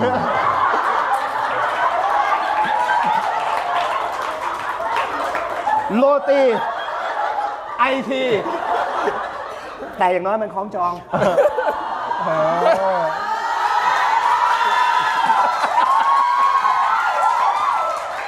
แต่กินโรตีแล้วไอทีต่อ เหตุผลผมอะไม่ได้ดีเลิศเลยอะไรขนาดนั้นด้วยนะคือตำแหน่งอาจจะดูดีแต่ว่าคือจริงๆแล้วอะคืออยากทำบริษัทเทคเพียงเพราะว่าจะได้สวัสดิการพนักงาน และได้ใช้ของฟรี แค่นั้นเลยคือสนใจสวัสดิการ ใช่ บริษัทเทคสตาร์ทอัพก็เล ใช่ ยอ ค ยา รั ก บ ไป ผม เป็นไอ อย่า ที งเช่น เพื่อได้สวัสดิ บ การ ริษัทพวกแบบเทคใหญ่ๆอย่างเงี้ยพวกแบบ ไอทีสวัสดิการอะไรที่คุณชอบ อย่างเช่นแบบถ้าแบบอยากแบบแต่ก่อนอย่างเงี้ยอยากทำงานแบบบริษัทโทรศัพท์พวกแบบซัมซุงอย่างเงี้ยเพราะว่าจะได้ใช้โทรศัพท์ฟรีจะได้โทรศัพท์ฟรีทุกๆปี โอ้โหเฮ้ยแต่คุณก็โอเคนะ อันนี้แค่ได้โรตีฟรีเฉยอันนั้นได้โทรศัพท์อันนี้ จอบโดนเส้นจริงว่าโคตรโดนเส้น อาจจะไม่ฟรีด้วยนะเพราะว่าซื้อมาเองค่ะวัตถุดิบก็ต้องซื้อเอง ต้องเคลียร์สต็อก แต่ก็ไม่ต้องห่วงนะถ้าเขาทำโรตีอ่ะก็คือเขาไม่ต้องห่วงเลยว่าแบบวันไหนของขายไม่หมดเขาก็กินเองได้ ไม่แต่ว่าที่ผมถามว่าถ้าไม่เป็นนักแสดงอ่ะคือแบบว่าจริงๆปอนเรียนวิศวะ ชีวการแพทย์ ครับ ใช่ป่ะคุณเลือกเรียนเพราะอะไรอ่ะ เอาอยากให้ตอบแบบเอาสาระจริงๆหรือว่าเอาตลกเพราะว่า คุณอยู่กับผมมาชั่วโมงนึงแล้ว คุณว่าผมอยากได้อะไรล่ะบอล คือผมมี mindset อยู่ 2 อย่างในการช่วยให้มันซัพพอร์ตกัน โอเค คือถ้าเกิดพูดแบบสาระก่อนเลยนะ คือตอนมต้นอ่ะผมคิดไม่ออกว่าผมจะเรียนอะไรดี คือเราเล่นดนตรีเราก็แบบเหมือนแบบยังไม่หาตัวเองไม่เจอว่าถ้าเกิดเราแบบเข้ามหาอะไรไปเราจะทำอะไรเพิ่งมาคิดได้ตอนม .4 เพราะว่าเหมือนกับได้มีโอกาสไปฝึกงานของทางที่บ้านที่เขาทำเกี่ยวกับพวกอุปกรณ์อะไรพวกนี้อยู่แล้วยานยนต์อะไรพวกนี้ทั่วไปอะไรเงี้ยแล้วก็เลยแบบคิดว่าชีวิตก็คงต้องแบบหาอะไรทำที่มันจริงจังแล้วก็เลยเลือกเรียนแบบวิศวะแต่ว่ายังไม่รู้ว่าจะเรียนวิศวะอะไรดี เพราะว่าเหมือนแบบเราอยู่ศิลป์คำนวณไงมต้นแบบไม่ตั้งใจเรียนเกรดไม่ถึงก็เลยแบบต้องเข้าศิลป์คำนวณก็เลยแบบไปเรียนพิเศษเพื่อที่จะเอาวิศวะอะไรก็เลยอยากจะเลือกที่มันแบบที่มันมีน้อยๆในไทยตอนนั้น ก็เลยเลือกวิศวะชีวการแพทย์เพราะว่าตอนนั้นก็ไม่คิดว่าตัวเองจะแบบเป็นนักแสดง เราแค่รู้สึกว่าทางนั้นมันเป็นโอกาสแบบที่จะทำให้แบบได้งานดีได้เงินดี แต่ว่าถ้าจะเอาไร้สาระเข้าไปด้วยนะ ใช่คุณรู้ใช่ไหมว่าที่คุณตอบเมื่อกี้ผมไม่ได้ต้องการ ก็คือพอแบบผมรู้สึกมันยากนึกถึงไอรอนแมนก่อนเลย คุณไปอยู่กับไอทีนั่นได้แล้วนะ คือรู้สึกว่าโอ๊ยมันดูยากว่ะโทนี่สตาร์กยังทำได้เลยอะไรเงี้ยเผื่อสักวันหนึ่งกูฉลาดจะได้สร้างชุดเกราะไอรอนแมนเลยมันเป็นเหตุผลซัพพอร์ตในการทำให้แบบเวลาเครียดเวลาอ่านสอบอะไรก็ช่างมันเนี่ยดูดิโทนี่สตาร์กพวก AI แต่กูจะทำได้บ้างอนาคตอะไรอย่างงี้ ตอนคุณดีฟทอกันเขาเล่าเรื่องนี้คุณฟังปะ รู้อยู่ รู้อยู่ เขาเล่าเรื่องโทนี่สตาร์กอะไรให้คุณฟังเนี่ยเหรอ มันก็ต้องไปถึง บ้างครับ เชี่ยเจ๋งว่ะพูดถึงโทนี่สตาร์กผมเคยไปสั่งกับกาแฟสตาร์บัคเนี้ยผมก็เขียนเขาถามว่าชื่ออะไรผมบอกโทนี่ครับเขามองหน้าผมมึงเนี่ยนะโทนี่แล้วผมก็บอกต่อว่าสตาร์ก แล้วเขาเขียนให้ไหมพี่ เขียนให้ แล้วตอนขานเขาเรียกโทนี่สตาร์กกูแม่งแบบ พี่ผมอันนี้เรื่องนี้ไม่มีใครรู้ปัจจุบันตอนนี้เลย เฮ้ย พี่รู้เปล่าว่า Grab Delivery ผมชื่ออะไรโกโจซาโตรุจริงทำไม เพราะว่า ทำไมไม่ มันมีครั้งหนึงคือตอนแรกก่อนนะผมใช้ชื่อตัวเองปกติผมใช้ชื่อตัวเองปกติ เชี่ยโกโจซาโตรุสั่งข้าวอ่ะ ผมใช้ชื่อตัวเองปกติ ทีเนี้ยมันมีคนจำได้หมายถึงว่าร้านอาหารเขารู้จักเราเปลี่ยนชื่อไปแล้วที่มันล้ำเลยแล้วกัน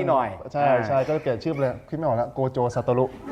แล้วมีครั้งหนึ่งพี่แก๊ปเขาเคยพิมพ์มานะแต่ไม่ได้แคปลงบอกว่าแบบอุ๊ยลูกค้ากลางอาณาเขตได้ด้วยปะครับเนี่ย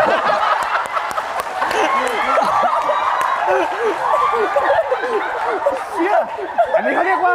เบียวทั้งคนสั่งเบียวทั้งคนส่ง เคยเจอแต่ว่าไม่ได้แคปลง จริงไหมอ่ะ ใช่เคยเจอ เชี่ยโคตรดีเลยว่ะอะไรกันวะเนี่ย อะไรใหม่ อันนี้ไม่เคยเล่าเพราะว่าแบบมันนึกไม่ทันเนี่ยว่าตัวเองตั้งชื่อนะเพราะว่าสั่งอาหารหลังๆมาก็ อั ไม่ น ได้ นี้คนรู้ไปแล้วคุณต้องไปเปลี่ยนชื่อป่ะเนี่ย ก็เดี๋ยวคงต้องเปลี่ยนแล้วครับแต่ว่าเล่าให้ฟังหน่อย ไม่โกโจซาโตรุอาจจะมีมากกว่าหนึ่งก็ได้ ไม่แน่ ในประเทศไทย ไม่แน่ จริงๆว่ะ ใช่ คุณอยู่กับเขาเนี่ยคุณมีความสุขไหมหมายถึงว่าคุณอยู่กับเขาอะเขาเป็นอย่างนี้ใช่ไหม ก็มานี่แหละ ก็ประมาณนี้ครับ อ่ะนอกจากผมมาชวนคุณคุยแล้วเนี่ยมันมีช่วงที่ผมเรียกว่าช่วงแฟนอาร์ตครับ ครับ คือ ครับ ผ ผม ม คัดคำถามจากแฟนๆคุณเนี่ยแหละ ได้ครับ เอามาถามคุณเลย ได้ครับ มีสาระไหมครับ ผมยังไม่ได้อ่าน ผมเองก็เพิ่งได้เห็นนะลองมาดูแล้วกันครับว่าช่วงแฟนอาร์ตผมมือให้หน่อยเป็นคำถามจากพวกคุณนี่แหละโอเคทำไปต่อไปทำไปต่อไปได้เลย ดูดีนะ นะครับ ชอบมากรายการนี้ ทำแล้วโอ้ยโหคุณยังชื่นชมรายการผมอยู่ ฉันประทับใจอย่างยิ่งเลย ข ล่ะ อบคุณมากเลยครับ ขอบคุณมากครับ เดี๋ยวคุณอ่านคำถามพวกนี้ก่อนเผื่อความประทับใจจะลดลงมีวิธีการรับมือกับการเป็นคนหล่อยังไง คุณตอบได้ไหม ถ้าตอบไม่ได้ผมตอบให้ เรื่องนี้อาจจะต้องให้คนที่หล่อที่สุดตอบครับผม แหมเสียงกรี๊ดเบาเลยนะ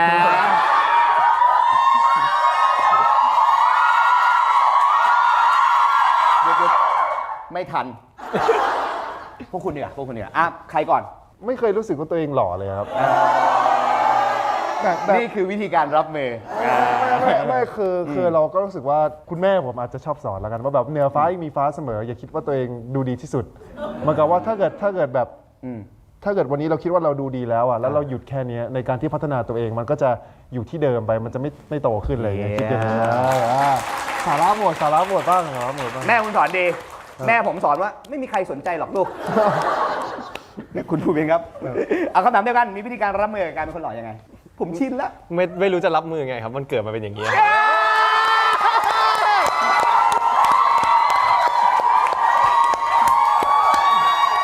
คำถามแรกผ่านไปครับ ไม่ได้ทำจมูกไม่ได้ทำอะไรมาครับผมพูดเล่นนะพูดเล่นนะพูดเล่นนะพูดเล่นนะ มันต้องแบบนี้แหละ คุณ มัน เล่น ต้องมีคนแบบจริงจังคนนึงนี่อย่างเงี้ยโดนใจ ใช่ มันต้องมีโรตีคนไอทีคน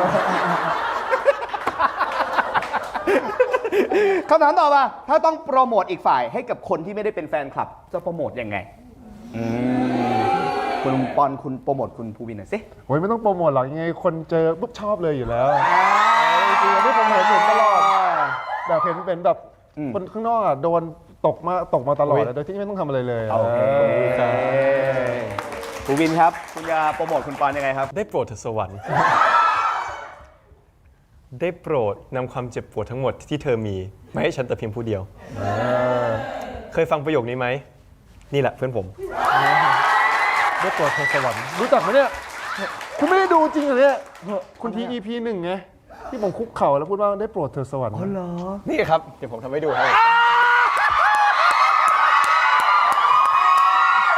ต้องดูซะไม่ต้องอยู่ข้างหน้าดิต้องอยู่ข้างหน้าสิยังไงผมอยู่ตรงนี้เหรอ แล้วคุณคุกเข่าเหรอ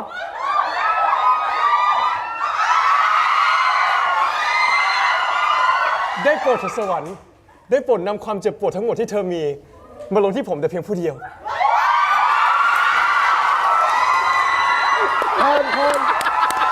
ในซีนคุณไปดูอยู่ในจริง ขอบคุณมากขอบคุณมาก ขอบคุณมากพี่ โหเล่นใหญ่มากภูวินนะเชื่อแหมเราเสียไอทีดีๆคนหนึ่งไปแล้ว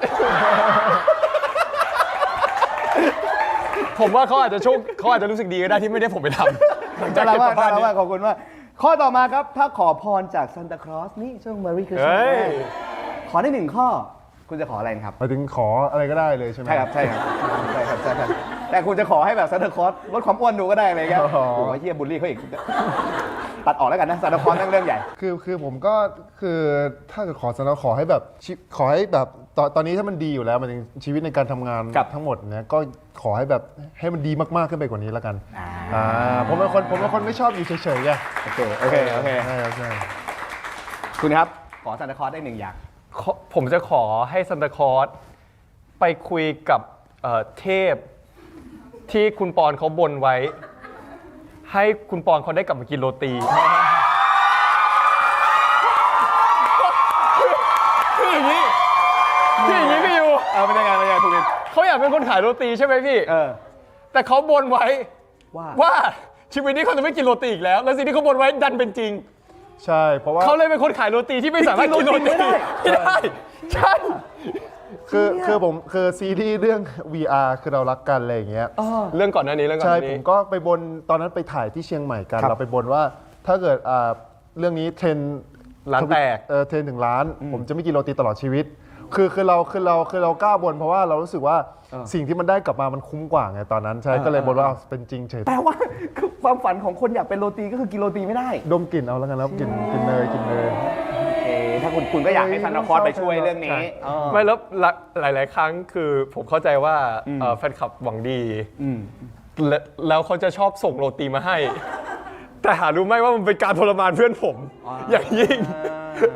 จะบอกเวลาพูดแบบบอสพี่หญิงผู้จัดการ ครับ อุ๊ยดูโรตีสิน่ากินมากว่ะรู้แล้วทำไมล่ะ งั้นแฟนคลับก็ไม่ต้องส่งโรตีมา ส่งให้ ส่งให้ผม ส่งหน่อยส่งพี่หน่อย ส่งกินได้คำถามต่อมา ถ้าพูดถึงปอนกับภูวิน อยากให้ทุกคนจดจำทั้งสองคนแบบไหนครับ อันนี้ตอบช่วยกันแล้วกันพูวินตอบ ช่วยกันก็ได้ครับ ช่วยกันก็ได้ครับ ช่วยกันก็ได้ครับ แต่ภูวินตอบไอ้นี่ส่งไม้ให้ไอทีตลอดเวลา ไม่ใช่ส่งด้วยนะเหมือนโยนให้ถ้าอยากให้จดจำเราสองคนเหรอครับผมอยากให้จดจำในฐานะของนักแสดงแล้วก็ศิลปินที่มีความสัมพันธ์ที่ดีต่อกันครับผมอยากให้จดจำเป็นแบบนั้น ใช่ครับใช่ โอเคก็จัดจดจำเป็นพ่อหนุ่มโรตีกับไอทีคนหนึ่ง ใช่ครับ อันนี้เหมือนชื่อซีรีส์เลยนะ เกิดเป็นเรื่องใหม่ แล้วถ้าน้องเล่นนะแดกไม่ได้เลย ทั้งเรื่อง ข้อต่อมาครับ ถ้ามีหนังสือหนึ่งเล่มของตัวเองหนังสือเล่มนั้นจะชื่อว่าอะไรสมมติคุณมีหนังสือหนึ่งเล่ม คุณจะตั้งชื่อ เป็นแบบชีวประวัตินะครับผม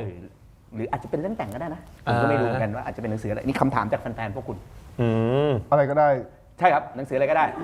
อาจจะเป็นแบบรวมบทคาถานินจาอะไรเงี้ยผมก็ไม่รู้เห ผ มือ ม นกั ไม่ น ตั้งชื่อว่าสมุดวาดรูปเล่นนะ อ่าสมุดวาดรูปเล่นโดย แค่นั้น ป เล อย น แค่นั้นเลยเพราะว่าคือตอนเราอยู่ประถมเอาอีกแล้วมีเรื่องเล่าอีกแล้ว เอาหน่อยอยากได้อยู่แล้ว ผมเป็นคนที่ชอบวาดรูปเล่น แต่วาดเป็นมนุษย์ก้างปลาเหมือนจินตนาการกับเพื่อนๆเล่นๆไปเรื่อยๆอะไรอย่างเงี้ยตอน ครับ แบบประถมอะไรเงี้ยใช่ครับ อ่า ใช่ ก็เลยจะมีหนังสือ คิดถึงโมเมนต์นั้นเลยอะมันคิดถึ หนังสือที่ชื่อว่าสมุดวาดรูปเล่น ใช่ครับ ซึ่งหนังสือเล่มเนี้ยไม่แน่ใจว่าเป็นสมุดหรือว่าเป็นหนังสือด้วย มันได้หมดเลยเพราะว่าจะเป็นสมุดหรือหนังสือก็ได้ ทั้งวาดก็ได้อ่านก็ได้ ใช่ครับใช่ คุณภูวินครับ ถ้าของผมนะครับผมน่าจะตั้งชื่อว่าความชิบหายในวันประจำวันของผมนะครับ คือผมรู้สึกว่า เรา ผมเป็นคนที่มีแบบเรื่องเยอะในชีวิต ที่มันเป็นแบบมันไม่ใช่เรื่องแบบเรื่องอะไรแต่มันเป็นเรื่องแบบเล็กๆน้อยๆที่มันแบบบางครั้งเราหันกลับมามองแล้วเราก็แบบอีหยังวะเหมือนกัน อ๋อเหรอ ใช่ครับใช่ คำถามสุดท้ายของแฟนอาร์ตครับ ถ้าขอบคุณตัวเองได้คนละหนึ่งเรื่องคุณจะขอบคุณอะไรกับตัวเองครับทั้งสองคนครับ ขอบคุณตัวเองนะขอบคุณตัวเองไม่ใช่ขอบคุณนะตัวเองเลยนะไม่ใช่นะ ขอบคุณนะ วันนี้กูจักเหมือนกันนะ อุ้ยขอบคุณอะไรเหรอจริง ๆ ก็ก็ขอบคุณตัวเองแล้วกันที่แบบว่าไม่ยอมแพ้ในการใช้ชีวิตแล้วก็สู้ชีวิตมาถึงแม้ว่าอะไรจะแบบเคยผิดพลาดมาบ้าง หรือแบบอาจจะเคยหลงทางในการใช้ชีวิตหรือการทำงานมาบ้างอะไรเงี้ยแต่ว่าก็อยากจะขอบคุณตัวเองที่รีบรู้ตัวแล้วก็แก้ไขในสิ่งที่ตัวเองเคยทำพลาดไปแล้วกันครับประมาณนี้ เจ๋งมากครับ ใช่ เจ๋งมากภูวินครับ ถ้าจะขอบคุณตัวเองอะครับผมก็คงจะขอบคุณตัวเองที่ไม่เคยหยุดละกัน ถึงแม้ว่าเหนื่อยแค่ไหน เพราะว่ารู้สึกว่าหลาย ๆ ครั้งมันก็มีแล้วผมว่าสำหรับทุกคนเลยคือ น่าจะมีหลาย ๆ ครั้งในชีวิตที่รู้สึกว่าอยากหยุดอยากจะพักได้ครับ แต่ว่าอย่าหยุดเลย เพราะว่าผลสุดท้ายเราก็ทำเพื่อตัวเอง ใช่ เยี่ยมเลย สาระเลยอะสาระซึ้งเลย เราต้องกันมาตั้งเยอะแล้วอ่ะต้องฝากซีรีส์ไว้หน่อยก็แล้วกันเนาะ ครับผม ฝากมีสติหน่อยคุณทีมันเหมือนไม่ใช่พูดชื่อซีรีส์เลยอะเหมือนกำลังเตือนใครสักคนหนึ่งอะฝากมีสติหน่อยนะคุณที โอเค เนาะ จ้ะ มีแอนทีนะฮะทุกวันเสาร์2 ทุ่มครึ่งช่อง GMM 25 นะฮะแล้วก็ดูออนไลน์ได้3 ทุ่มครึ่งบนแอป iQIYI และเว็บ ครับผม IQ ใช่ไหม IQ IQ.com ใช่ครับ IQ.com นะครับก็ ใช่ครับ ฝากติดตามด้วยขอเสียงปรบมือให้กับสองคนนี้ห ข นะ อบ ฮะ คุณครับ โอเค ยังมีเกมอีกชื่อว่า มา เกม Over Acting นะฮะ จะให้คุณ 2 คนแข่งกัน ครับ ผมเนี่ยจะมีคำใบ้อยู่ที่ผม โอเค พวกคุณเนี่ย ออกท่าออกทาง ได้ครับ แล้วถ้าผมตอบจากท่าทางของใคร สมมติคุณเริ่มก่อนคุณปุ๊บผมไม่ได้ คุณก็ผัดอีกคนหนึ่งมา โอเค ถ้าใครทำให้ผมตอบถูกได้ คนนั้นก็เก็บคะแนนไป โอเคได้ แต่ถ้าวันนี้ใครชนะคนนั้นก็จะได้บรรลุความฝัน คุณก็เป็นโรตีแล้วคุณมาทำไอทีให้บริษัทผมสัก2 อาทิตย์ คือ อะไรเงี้ย พี่จะซื้อโรตีให้เขาเหรอครับ โอ้ว่ะไม่ผมซื้อให้เขาทำแล้วผมกินเพราะเขากินไม่ได้ อ่ะเดี๋ยวพักสักครู่จัดที่จัดทางนิดหน่อย โอเค พราะว่า ได้ ต้องขยับโต๊ะแล้วเดี๋ยวเผื่อพักเข้าห้องน้ำก่อนปรบมือให้กับปอนด์นะครับ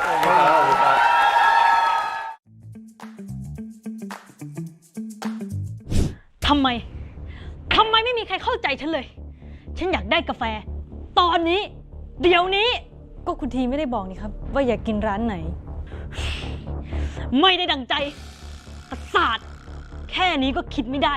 หัดใช้หัวคิดซะบ้าง ไม่ใช่ใช้หัวคนอื่นคิด จะร้านไหนล่ะ นี่ไง AS สยามชั้น 1 คาเฟ่ คุณพระ ตอนเนี้ยเขามีโปรโมชั่น 7 โมงถึง 9 โมงเช้า อเมริกาโน่ร้อนและเย็นลด 50% ตั้งแต่วันนี้จนถึง 31 ธันวาคม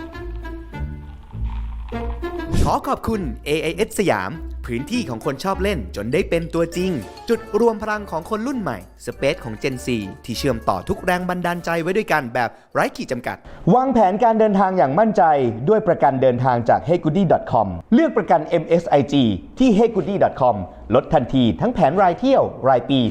40% เข้าห้องรับรองเล้าคีย์ฟรีอาหารเครื่องดื่ม Wi-Fi กว่า 1,700 แห่งทั่วโลกเมื่อเครื่องดีเลย์เกิน 90 นาที พิเศษเดินทางไปญี่ปุ่นรับส่วนลดไปช้อปปิ้งเพิ่มเติมที่ดองกี้ทาเคยะและ Big Camera โปรโมชั่นนี้ซื้อผ่าน heygoody.com 1-31 ตุลาคม 2568 เท่านั้น โอเค คนนี้จะไปคุยกับเทพให้นี่ได้กินโรตี เมื่อกี้ที่เราคุยกันนะพี่ ไปคุยกับเทพ ลงไปซานตาคลอส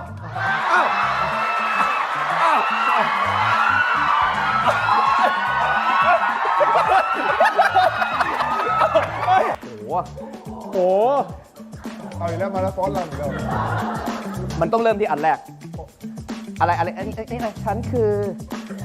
ฉันคืออะไรอะลำ อ่ะลำได้แล้ว ก่อนข้างหน้าลำจะเป็นอะไร นางรำ นางลำ นางรำเตะบอลมันมีอันนี้อยู่เลยมันมีอันนี้ได้ไงวะ ไปหมดเลย เอ้า